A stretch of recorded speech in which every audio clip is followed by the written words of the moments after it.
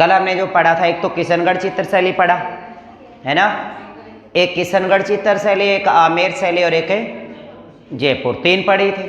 थोड़ा सा किशनगढ़ चित्र शैली और आमेर और जयपुर थोड़ा रिवाइज कर ले। क्यों रिवाइज कर लेते हैं थोड़ा सा, या देख के बोलोगे या फिर मेरे साथ आप याद करके आए हो? याद करके आए हो? तो मुझे ये बताइए कि किशनगढ़ चित्र शैली का विकास किसके काल में हुआ? सावन सिंह। सावन सिंह किस नाम से काव्य कृतियां लिखते थे? इनकी मृत्यु कहाँ हुई थी? वृंदावन में। इनकी प्रीत पात्री का नाम क्या था? इनका प्रसिद्ध चित्रकार कौन था इनका दरबार में? मोरध्वज निहालचंद। मोरध्वज निहालचंद। और बड़ी ठनी का चित्र किसने बनाया था? और इसे भारत की मोनालिसा किसने कहा था? एरिडिक्सन ने कौन सी बुक लिखी थी? किशनगढ़ पेंटिंग। किशनगढ़ पेंटिंग पुस्तक लिखी, फिर उसे आधुनिक काल में विश्व ख्याति दिलाने का काम फयाज अली ने किया। इसके बाद हमने ये पढ़ा कि इसके जो फयाज अली के बाद अगर हम बात करें तो एक बात आई थी कि इसकी जो वेशभूषा है वो फरुखशेर कालीन है, फरुखशेर कालीन है। और नेक्स्ट एक चित्र और पढ़ा था, चांदनी रात की संगीत गोष्ठी, अमरचंद का चांदनी रात में संगीत गोष्ठी, विशेष तो ये पढ़ा था। फिर पढ़ा हमने आमेर में पढ़े, पहले मोटी मोटी बातें रिवाइज कर लेता हूँ। आमेर चित्र शैली पढ़े, आमेर चित्र शैली का विकास जो हुआ है मानसिंह काल, मानसिंह के, और फिर मिर्जा राजा जयसिंह के काल में। फिर हमने पढ़ा कि आमेर चित्र शैली में जितने भी प्रमुख चित्र ग्रंथ चित्रित किए गए उनमें सबसे महत्वपूर्ण जो ग्रंथ है वो कौन सा है? यशोधरा। कौन सा है? यशोधरा। मानसिंह के काल में एक रजमनामा भी चित्रित किया गया था सूरत खाना के अंदर, सूरत खाना में। और एक मिर्जा राजा जयसिंह के काल में उसके अपनी रानी चंद्रावती के लिए 2 ग्रंथ चित्रित कराए थे। उनका नाम आपको पता है, एक तो रसिक प्रिया और एक वेली कृष्ण रुक्मणी रे वेली, है ना। ये चीजें आपने पढ़ी। इसके बाद हम जयपुर चित्र शैली पढ़े, और जयपुर चित्र शैली में हमने एक बात पढ़ी थी कि इसका स्वर्ण काल तो है प्रताप सिंह का काल, और इसका विकास हुआ है सवाई जयसिंह के काल का। सबसे पहली बात अगर हम करें क्योंकि आमेर चित्र शैली में जो चित्र बने थे बाद में कहाँ बनने लगे थे? जयपुर चित्र शैली में, जयपुर में बनने लगे थे। ये बात हमने पढ़ी थी। नेक्स्ट जो बात हम पढ़े यहाँ पे वो थी कि इस चित्र शैली की विशेषता क्या क्या है। एक तो भित्ति चित्रण जो देन है वो जयपुर चित्र शैली का ही है, जयपुर चित्र शैली का है। एक यहाँ पे जो पुरुषों के जो चित्र बनाए गए वो चोट के निशान और चेचक वाले सभी या पोर्ट्रेट इस चित्र शैली की निजी विशेषता है। मैंने यह कहा था कि सबसे निराली चित्र शैली है ये। कौन सी? जयपुर। क्योंकि जयपुर चित्र शैली से जो पहले चित्र बने वो 1 साइड चित्र थे। 1 साइड का मतलब समझ रहे हो? एक साइड का बनता था, जैसे व्यक्ति का जो निशान बना दिया, ऐसे चेहरा नाक नुक बना दिए, एक साइड का 1 साइड बना देते थे।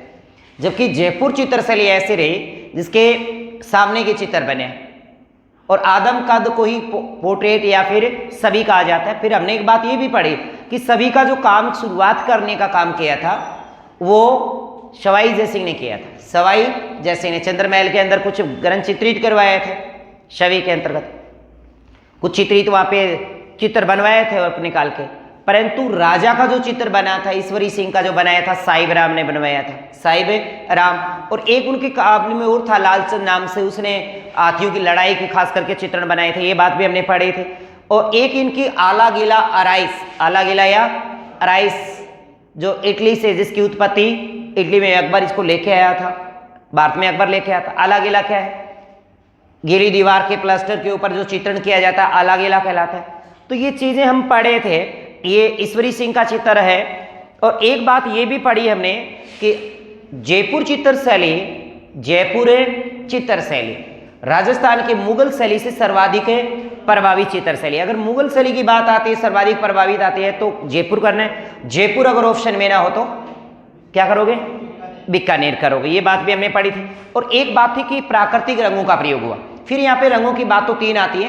प्राकृतिक रंगों का सबसे ज्यादा जो प्रयोग हुआ है जयपुर चित्र शैली में, जबकि बुझे हुए रंगों का प्रयोग हुआ है नागौर में, और सुनहरे रंगों का प्रयोग हुआ है अजमेर में। इसके बाद भित्ति चित्रण वाली बात हम पहले कर चुके हैं, आराइस वाली बात कर चुके हैं, पोर्ट्रेट की बात मैं बता चुका हूं। और यहाँ पे इन प्रमुख जो चित्र है, राधा कृष्ण की लीलाएं, नायिका भेद है, राग रागनी, बारहमासा है, ये तो चित्रित किए गए सवाई प्रताप सिंह के काल में। रसिक प्रिया, कवि प्रिया, गीत गोविंद और 12 मासा नवरस, ये भी चित्र न्याय चित्र शैली में है। रागमाला का जो चित्रण हुआ था मंगल ने किया था और ये सवाई जय सिंह के काल में चित्रित ग्रंथ है। इसके बाद चित्रों की विशेषता में हमने पढ़ा था कि राजस्थान के लोक देवी देवता यूरोपियन कुर्सी के ऊपर बैठे, कमाल की बात है सब, है ना। महिलाएं भिक्षा, भिखारी को भिक्षा देती हुई, एक यू शहजादी कुरान पढ़ती हुई, ऐसे है ना, ऐसा पढ़ा था ना हमने। एक ये जो पढ़ा था ना वात्सायन ग्रंथ का, ये कहाँ गए अब वो, पीछे गए क्या? हाँ, कुरान पढ़ती शहजादी आ गई, पुरुषों के चेहरे पे चोट या चेचक के निशान आ गए। इसके बाद प्रमुख विषय हैं, तो प्रमुख विषय है श्री कृष्ण की लीलाएं हैं, रामायण है, महाभारत के चित्रण हुए, पशु पक्षियों की लड़ाई हुए। जैसे पशु पक्षियों का जो सर्वाधिक चित्रण हुआ है, या तो पशु पक्षियों की लड़ाई के चित्रण हुए, जबकि सर्वाधिक पशु पक्षियों के चित्रण जो हुए हैं वो बूंदी चित्र शैली में हुए। इसके बाद शिकार और युद्ध के प्रसंग हैं, साथ ही साथ जयदेव की गीत गोविंद करती के ऊपर चित्रण किया गया। ये बातें हमने कल पढ़ी थी। फिर एक बात हमने पढ़ी यहाँ पे प्रमुख चित्रकार पे कि राम लक्ष्मण ने साली के हुक्म से साहिब गोपाल के लाल को घास में त्रिलोक दिखा दिया, त्रिलोक है दिखा दिया। किसने? राम लक्ष्मण दोनों भाई है, राम लक्ष्मण दोनों भाई ने साली के हुक्म से साहिब गोपाल के लाल को घास में त्रिलोक दिखा दिया। तो ये बातें हमने पढ़ी। इसके बाद हमने माधो सिंह की बात की थी कि माधो सिंह वो शासक हुए हैं जयपुर चित्र शैली में कि इन्होंने रंगों का प्रयोग नहीं किया, मणियों का, लाख का, काठ का और चित्र बनाए, यानी कला के अंदर मोती, लाख, लकड़ी के मणियां भर करके चित्र बनाए। और आपको पूछा जा सकता है कि राजस्थान की ऐसी कौन सी चित्र शैली है जिसके अंदर लाख, लकड़ी के मणियों और मोतियों का प्रयोग, मोतियों से चित्रण किया गया, तो वो है आपकी जयपुर चित्र शैली। नाम याद रखिए, माधव सिंह के काल में चित्रित किए गए। फिर मैंने कहा था माधव सिंह ने सिसोदिया रानी का महल है, चंद्र महल है, या गलता जी के मंदिरों के अंदर भी भित्ति चित्रण करवाया था। राम सिंह के काल की बात करें, राम सिंह सेकंड की 1857 की क्रांति, तो हमने एक बात पढ़ी थी कि 1857 में इन्होंने एक चित्रशाला की स्थापना की, महाराजा स्कूल ऑफ आर्ट्स के नाम से, जो वर्तमान में बाद में माधो सिंह सेकंड जो आए, माधो सिंह सेकंड, उनका नाम बदलकर राजस्थान है स्कूल ऑफ आर्ट का नाम कर दिया था। अब जो बात करेंगे वो अलवर चित्र शैली की। देखो, अलवर चित्र शैली जयपुर चित्र शैली से ही निकली है, ये बात याद रखिएगा। अलवर चित्र शैली, देखो आमेर वाले जो चित्र थे वो बाद में जयपुर में बनने लगे। आमेर और जयपुर को अलग नहीं, पहले तो जयपुर आमेर में बनते थे, इसलिए हमने आमेर वाला थोड़ा पढ़ा, जयपुर वाले को विस्तृत पढ़ा। और आमेर के बाद आमेर जयपुर, जयपुर के कुछ कलाकार, एक का नाम लालचंद जो आपने पढ़ा था, एक का नाम है लालचंद, नहीं डालूराम, और एक का शिव कुमार। डालूराम और शिव कुमार दो जयपुर की चित्र शैली के चित्रकार थे। कौन है? शिव कुमार और डालूराम। उस समय अलवर के शासक राजा प्रताप सिंह थे। अलवर के शासक है प्रताप सिंह, यानी जयपुर चित्र शैली के दो चित्रकार, जिसका नाम है शिव कुमार कह रहे हैं या शिव सिंह कह रहे हैं, एक डालूराम, ये दोनों चित्रकार जयपुर छोड़ दिए और जयपुर छोड़कर कहाँ गए? राजा प्रताप सिंह के पास। राजा प्रताप सिंह के सब मिले भाई, अब यहाँ पे चित्र बनाए यहाँ। तो अलवर चित्र शैली का जो विकास की बात कर दे, प्रारंभ की बात कर दे, तो प्रताप सिंह के काल से मानेंगे। किसके? प्रताप सिंह। और इनके सवर्ण काल की बात करें तो विनय सिंह। अब देखो, राजस्थान की अलवर चित्र शैली का विकास, मैंने कहा कि जयपुर चित्र शैली से ही निकली। कौन सी चित्र शैली है? अलवर है, इसलिए इसमें जयपुर चित्र शैली का प्रभाव रहेगा। जयपुर चित्र शैली पर मुगलों का भी प्रभाव था, तो इसके ऊपर भी मुगलों का प्रभाव तो रहेगा, क्योंकि निकल के जहां से आएगा ना, तो उसका प्रभाव निश्चित रहेगा। तो राजा प्रताप सिंह के काल में दो चित्रकार आए थे, जयपुर चित्र शैली से अलग होती है, ये याद रखिएगा। और दो चित्रकार, एक का नाम शिव सिंह और एक का नाम डालूराम है। कौन कौन है? शिव सिंह और डालूराम। इसके बाद सवर्ण काल की बात मैं थोड़ा सा आपको बता देता हूं कि ऐसा क्या था सवर्ण काल में। सवर्ण काल महाराजा विनय सिंह के काल की बात करते हैं। सवर्ण काल है महाराजा विनय सिंह। अब आपने पढ़ा कि विकास हुआ है महाराजा प्रताप सिंह, राव और महाराजा प्रताप सिंह के काल में, जबकि सवर्ण काल है महाराजा विनय सिंह। अब विनय सिंह ने क्या किया ऐसा? विनय सिंह के काल में सबसे ज्यादा अलवर चित्र शैली में ग्रंथ चित्रित किए गए, चित्रों का सर्वाधिक चित्रण हुआ है। किसके काल में? यानी महाराजा विनय सिंह के काल में अलवर चित्र शैली में सबसे ज्यादा चित्र बने। इन्होंने एक मुस्लिम शेख सादी के पांडुलिपि ग्रंथ करते थे जिसका नाम था गुलिस्ता। क्या बता रहा हूं? एक हाथ से लिखी हुई किताब थी जिसका नाम है गुलिस्ता। शेख सादी मुस्लिम संत की करती थी जिसका नाम था गुलिस्ता। उस गुलिस्ता करती को इस विनय सिंह ने, एक व्यक्ति था गुलाम अली, एक व्यक्ति है बलदेव, दो चित्रकार हैं आगे, एक बलदेव है और एक है गुलाम अली। बलदेव और गुलाम अली को कहा कि कितना भी पैसा लग जाए इस पूरे ग्रंथ का जो पांडुलिपि है इसको चित्रों में समेटा जाए। उस समय 1 लाख रुपए का खर्चा आया। कितना? उस समय की बात कर रहे हैं, 1 लाख रुपए। 5 रुपये हम तो ब्याह हो जाते तो साहब बैठे। तो 1 लाख रुपए का खर्चा है उस ग्रंथ को चित्रित करवाया। किसके द्वारा? गुलाम अली और बलदेव द्वारा। मुस्लिम संत शेख सादी की गुलिस्ता पुस्तक को फारसी और हिंदू शैली में उसको चित्रित करवाया था। उसी कहानी से महाराजा विनय सिंह को, और विनय सिंह का कई कारण है क्योंकि विनय सिंह ने सबसे ज्यादा चित्र बनवाए अलवर शैली के अंदर, तो विनय सिंह के काल को स्वर्णकाल। अब यहाँ पे प्रभावित मैंने कहा कि जयपुर से निकल के आई है कि अलवर चित्र शैली किससे निकले? जयपुर से। तो जयपुर का तो प्रभाव रहेगा, और जयपुर वाली पे सबसे ज्यादा प्रभाव किसका था? मुगल का, तो मुगलों का प्रभाव रहेगा। तो जयपुर शैली, मुगल शैली और ईरान शैली। ईरान शैली वो बात के शेख सादी वाली पुस्तक है, तो वो मुस्लिम शेख सादी की पुस्तक चित्रित करवाए फारसी और हिंदू शैली के अंदर। तो जयपुर मुगल और ईरानी शैली से प्रभावित है। रंग की बात करें तो जयपुर वाली चित्र शैली का भी रंग कैसा है? हरा है।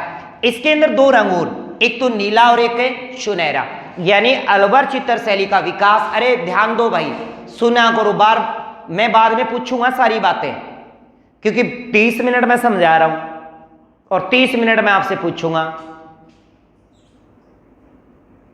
देख लेना। फिर मैंने कहा कि विकास हुआ है महाराजा प्रताप सिंह के काल में।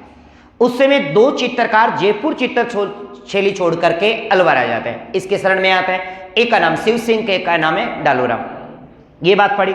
इसके बाद सवर्ण काल की बात करें तो महाराजा विनय सिंह, और प्रभावित है ये जयपुर मुगल और ईरानी। तो मैंने ये कहा कि जयपुर शैली से निकली और जयपुर पर मुगल शैली का सर्वाधिक प्रभाव है, तो मुगल शैली का प्रभाव अलवर शैली पर भी प्रभाव दिखेगा, दृष्टिगोचर रहेगा, और ईरानी शैली का भी प्रभाव है।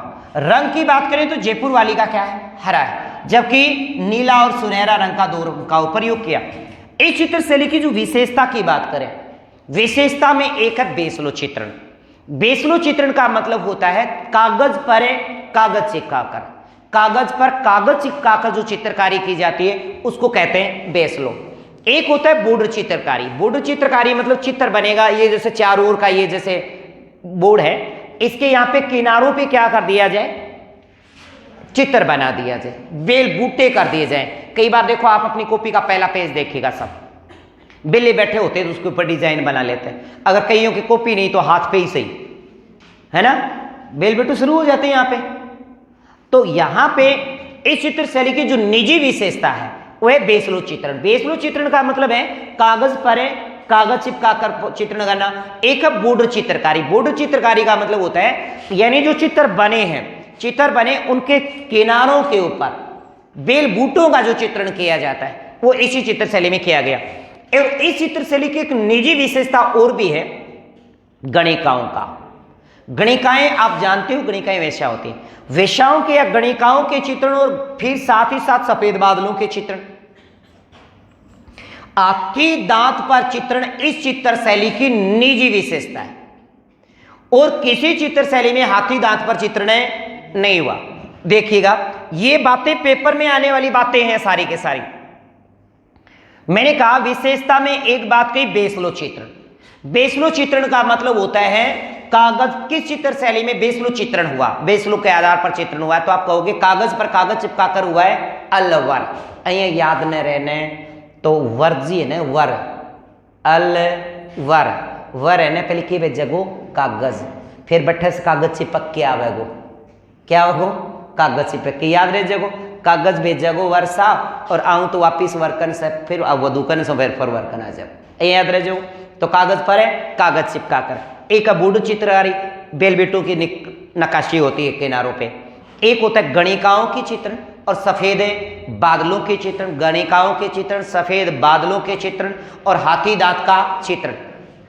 हाथी दांत का चित्रण जो हुआ है उस समय अलवर के शासक मंगल सिंह थे। मंगल सिंह के काल में मूलचंद सोली ने चित्रित किया था। यानी प्रसिद्ध जो चितेरा हाथी दांत के ऊपर चित्रण करने वाला उसका नाम मूलचंद सोनी है। क्या है? मूलचंद सोनी। राजस्थान की अनोखी चित्रशैली क्यों है? अनोखी भी मानी जाती है। क्यों? कि एक तो गणिकाओं के चित्रण, दूसरी हाथी दांत पे चित्रण। ये इसकी जो विशेषता बता रहा हूं निजी है। बॉर्डर पर चित्रकारी, किनारों पे चित्रण होता है, गणिकाओं का चित्रण, वेचाओं का चित्रण, सफेद बादलों के चित्रण बाकी किसी में नहीं हुए, सफेद बादलों के चित्रण इसी में हुए, जबकि घनघोर बादलों के चित्रण बूंदी में हुए। बरसती हुई बरसात के चित्रण है, कड़कती हुई बिजली के चित्रण है ना, ये सारे चित्रण बूंदी में होंगे बाकी। तो गणिकाओं के चित्रण, सफेद बादलों के चित्रण, हाथी दांत का चित्रण। हाथी दांत पर जो चित्रण हुआ है महाराजा मंगल सिंह के काल में मूलचंद सोली ने चित्रित किया। राजपूती वैभव, राजपूती वैभव, श्याम शोकत। राजपूती वैभव का मतलब है राजपूती श्याम शोकत के चित्रण, रागमाला नहीं रामलीला, रागनिया, ये इस चित्र शैली के अंदर चित्रण हुए हैं। साथ में साथ विनय सिंह की बात करें तो मैंने कहा कि विनय सिंह के काल में मुस्लिम संत शेख सादी की पांडुलिपि, कौन सी? पांडुलिपि ग्रंथ गुलिस्ता को भारतीय फारसी शैली में गुलाम अली व बलदेव द्वारा चित्रित किया गया। यही बात मैंने कही थी कि दो चित्रकार थे, एक का नाम गुलाम अली और एक का नाम बलदेव था, और एक मुस्लिम संत था जिसका नाम था शेख सादी। शेख सादी की पांडुलिपि हाथ से लिखे हुए ग्रंथ था जिसका नाम था गुलिस्ता। गुलिस्ता को उस समय विनय सिंह ने बलदेव और गुलाम अली के हाथों चित्रित करवाया है। 1 लाख रुपए का खर्चा भी आया था उस समय। अभी यूं ना कहीं लिखियो को नहीं है, 1 लाख रुपए का खर्चा आया। एनसीईआरटी बुक में स्पष्ट लिखा हुआ, देख लेना, ये कोई झूठ नहीं है। एनसीईआरटी बुक में कक्षा 10 के राजस्थान के संस्कृति और इतिहास वाले उस किताब में स्पष्ट लिखा हुआ है। तो विनय सिंह के काल में मुस्लिम संत शेख सादी की पांडुलिपि ग्रंथ गुलिस्ता को भारतीय फारसी शैली में गुलाम अली और बलदेव द्वारा चित्रित किया गया था। अब महाराजा बख्तावर सिंह की बात करें। महाराजा बख्तावर सिंह अलवर का एक शासक है जिसका नाम बख्तावर सिंह है। अलवर के किले के अंदर जो शीश महल था उसके भित्ति चित्रों का चित्रण करवाया, भित्ति चित्र। तो पूछ सकता है कि अलवर के किले के भित्ति शीश महल, अलवर के किले में शीश महल का भित्ति चित्रण किसके काल में हुआ? तो महाराजा बख्तावर सिंह के काल में। अगर प्रश्न बनता है तो यहां से नहीं, ये तो आपका उत्तर होएगा।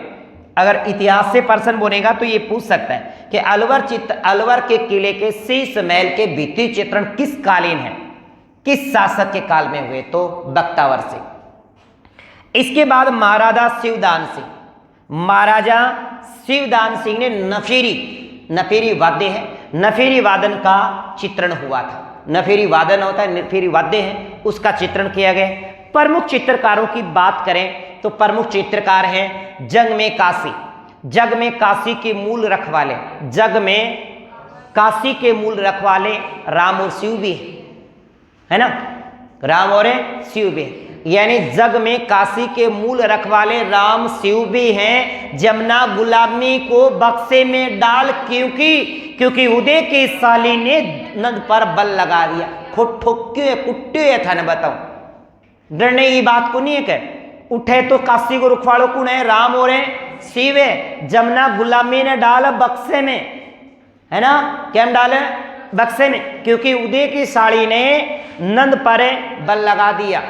अब देखो, जग में काशी के मूल रखवाले, जग में काशी के मूल रखवाले राम और शिव भी है, क्योंकि जमुना गुलामी को बक्से में डाल, जमुना गुलामी को बक्से में डाल, क्योंकि उदय की साली ने नंद पर बल लगा दिया। सारे चित्रकार आ जाते हैं। जग से आ गया जगमोहन, काशी से आ गया काशीराम, मूल से हो गया मूलचंद, रख से हो गया रख वाले छोड़ देते हैं, राम से हो गया राम प्रसाद, राम गोपाल, राम सहाय। राम से क्या क्या बताया? राम गोपाल, राम प्रसाद, राम गोपाल, राम सहाय। जमुना से हो गया जमुनादास या जमुनादास। गुलामी से हो गया गुलाम अली। बक्से का हो गया बक्साराम। डालू से हो गया डाल से डालू राम। उदय से हो गया उदय राम। और साली से हो गया सालिग्राम। सालिग्राम और एक नाम आता है सालगा। सालिग्राम और सालगा। नंद से हो गया नंदराम। और बल से हो गया बलदेव। सारा चित्रकार।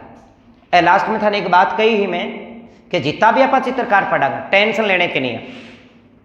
एक दिन लास्ट आपा जी को पढ़ागा सारा चित्रकार एक जगह कर लेगा, क्योंकि अभी कभी कुणसुई किन्ने चले गई। ये बात मैंने स्टार्टिंग में कही थी कि चित्रकार, क्योंकि पर्सन यही पूछता है कि कौन सा चित्रकार किस चित्र शैली का है, यही पूछता है ज्यादातर, या कोई प्रमुख चित्र देकर पूछ लेता किस चित्र शैली का चित्र है।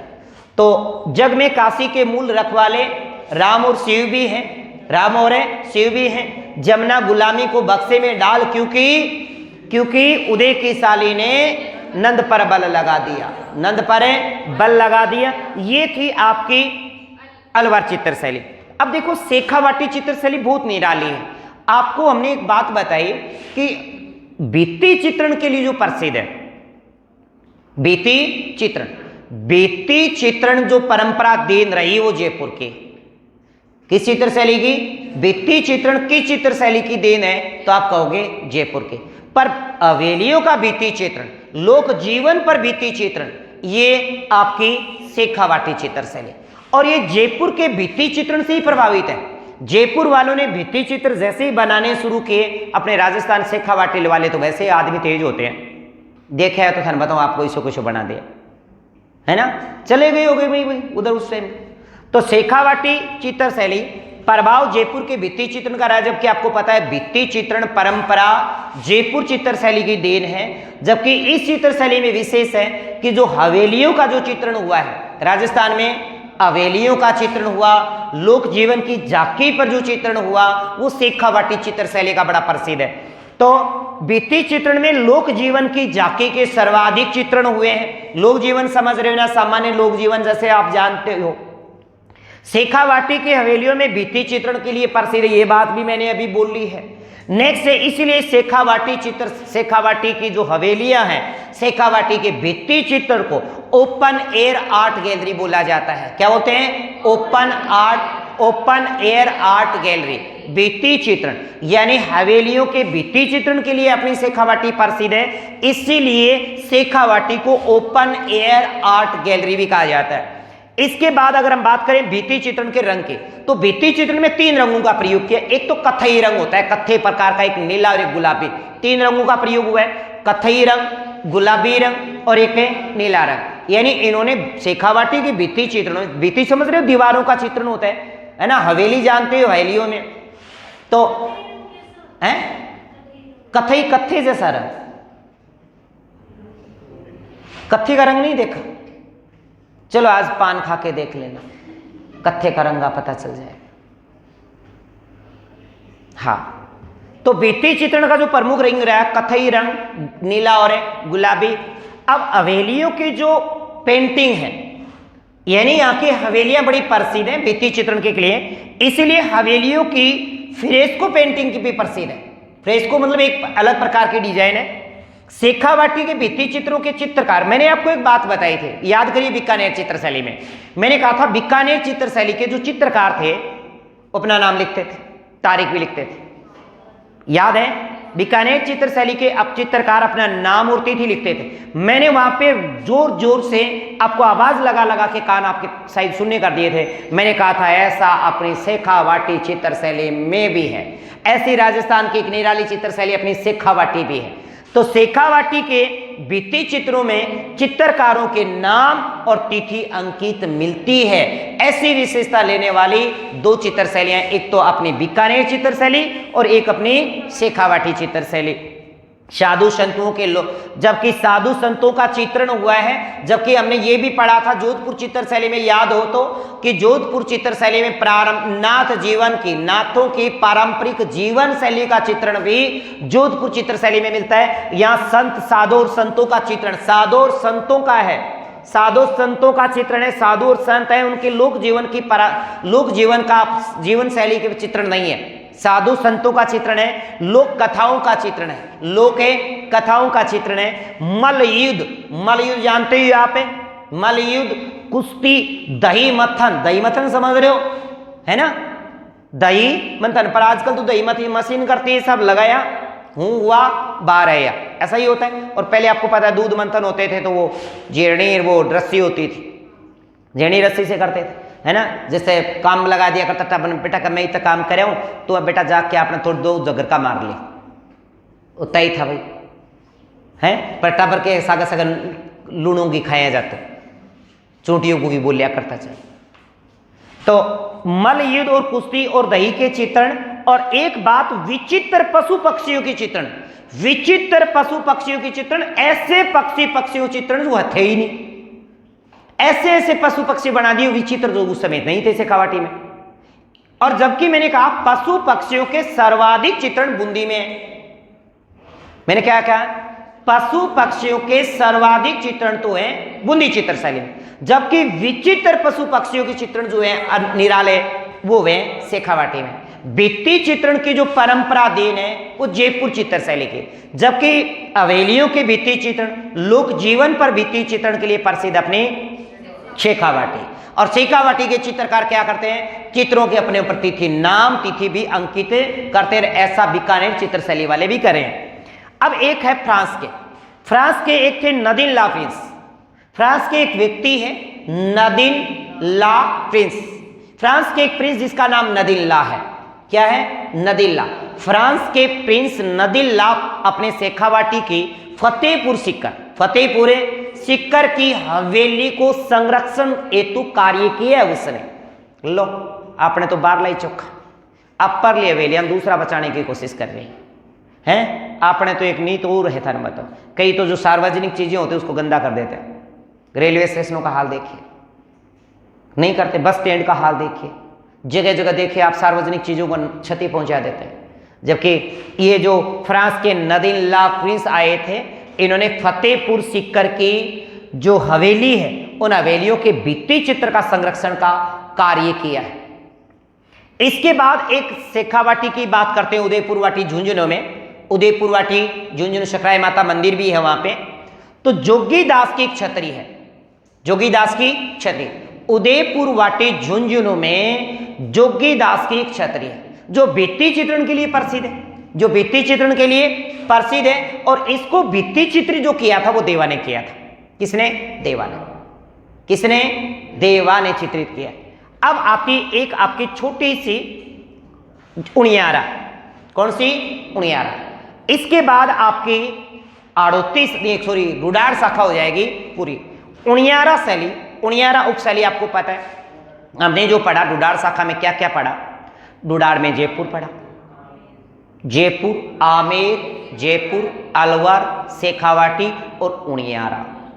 उनियारा ये हमारे क्या है, 3-4 शैलियां हैं। इनके एक उपशैली भी बताई थी मैंने, वो थी उनियारा। उनियारा पड़ता है टोंक में। उनियारा उपशैली रुडार शाखा के अंतर्गत आते हैं। इसका विकास हुआ था राव सरदार सिंह के काल में। प्रभाव था इसके ऊपर बूंदी का भी और जयपुर का भी। उनियारा उपशैली के ऊपर बूंदी का भी प्रभाव है और जयपुर चित्र शैली का भी प्रभाव है। इसमें जो प्रमुख चित्र बने श्री राम और सीता के, लक्ष्मण और हनुमान के। क्या बोला, श्री राम सीता के और लक्ष्मण और हनुमान के। और इस चित्र शैली का जो उनियारा उप चित्र शैली, इसका प्रमुख चित्रकार मीर बख्शी है। कौन है, मीर बख्शी। अब हमने जो चित्र शैली पढ़ी कहां से, आमेर, जयपुर, अलवर, शेखावाटी, उनियारा, उसको एक बार पूरा का पूरा अपन क्या करेंगे बे, रिवाइज करेंगे। ठीक है ना, क्या करेंगे, रिवाइज करें। फिर रिवाइज